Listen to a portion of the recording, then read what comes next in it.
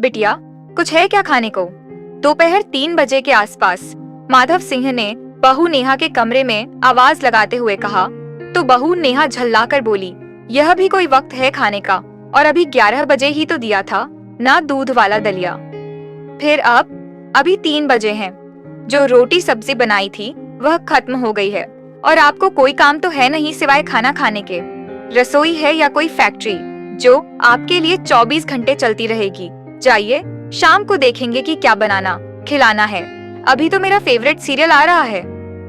यह कहते हुए बहू नेहा ने नजरें फिर से टीवी पर टिका दी। माधव सिंह चुपचाप वहां से अपने कमरे की ओर बढ़ गए। यह सब कुछ वहां झाड़ू पोछा बर्तन का काम करने वाली गीताबाई देख रही थी। वह मन ही मन सोचने लगी कि कहने को इतना बड़ा बंगला है, बड़ी बड़ी गाड़ियां हैं, बेशुमार पैसा है, मगर इतने बड़े बंगले पैसे होने के बावजूद दिल बहुत छोटा है इनका, जो अपने घर के पिता तुल्य ससुर जी की सेवा नहीं कर सकते। अरे सेवा नहीं कर सकते तो ठीक, कम से कम उन्हें भूखे पेट तो मत रखो। काश अगर मेरे ससुर जी होते तो मैं पिता की तरह उनकी सेवा करती। काम करते करते अचानक उसे याद आया, न जाने कितने फल और काजू बादाम डाइनिंग टेबल पर पड़े पड़े सड़ते रहते हैं और अधिकतर बासी होने पर फेंक दिए जाते हैं। घर के बच्चे उन्हें देखते तक नहीं हैं, क्योंकि उन्हें तो फ्रेश चीजें खाने का शौक है।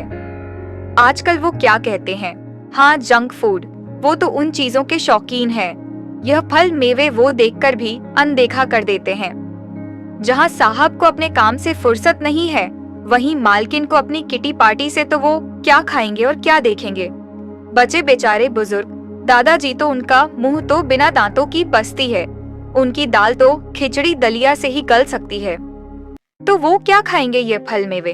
तभी कुछ सोचते हुए गीताबाई का चेहरा खिल उठा।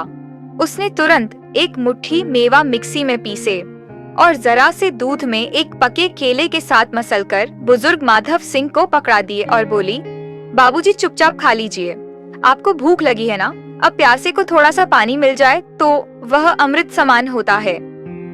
बुजुर्ग माधव सिंह भीगी हुई पलकों को साफ करते हुए तेजी से खाने लगे। उन्हें संतुष्टि से खाते हुए देखकर गीताबाई को भी बेहद सुकून मिल रहा था। ऐसे में अब यह रोज का नियम हो गया। गीताबाई रोज दोपहर में टीवी से चिपकी बहू नेहा की नजर से बचाकर ऐसे ही फल मेवे बुजुर्ग माधव सिंह को दे देती। कभी आते जाते बच्चे यह सब देख लेते तो सोचते कि दादाजी की आंखें कितनी कमजोर हो गई हैं, जो मम्मी की जगह काम वाली से न जाने क्या क्या मांगकर खाते रहते हैं।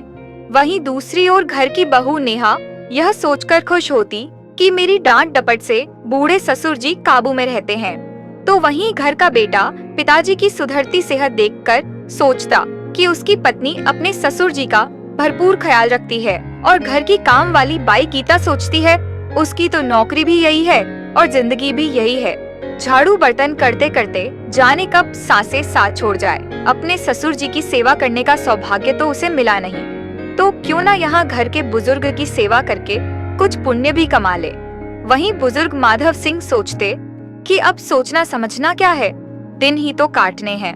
भूखे रहकर मरने से अच्छा है आखिरी वक्त में जो सेवा और सम्मान दे रहा है वह ले लो। और वे अक्सर गीताबाई को आशीर्वाद देते हुए सोचते, भगवान जी अगले जन्म में चाहे मुझे अमीर बनाना या मत बनाना, बस बेटी देना या बहू देना, तो ऐसी ही सुलझी हुई संस्कारों वाली गीता जैसी देना। दोस्तों, अगर आपको यह कहानी थोड़ी सी भी अच्छी लगी हो तो लाइक करना मत भूलिए। कहानी को अंत तक सुनने के लिए आपका बहुत बहुत शुक्रिया। मिलते हैं जल्दी ही अगली कहानी के साथ। तब तक के लिए आपसे विदा लेते हैं। धन्यवाद।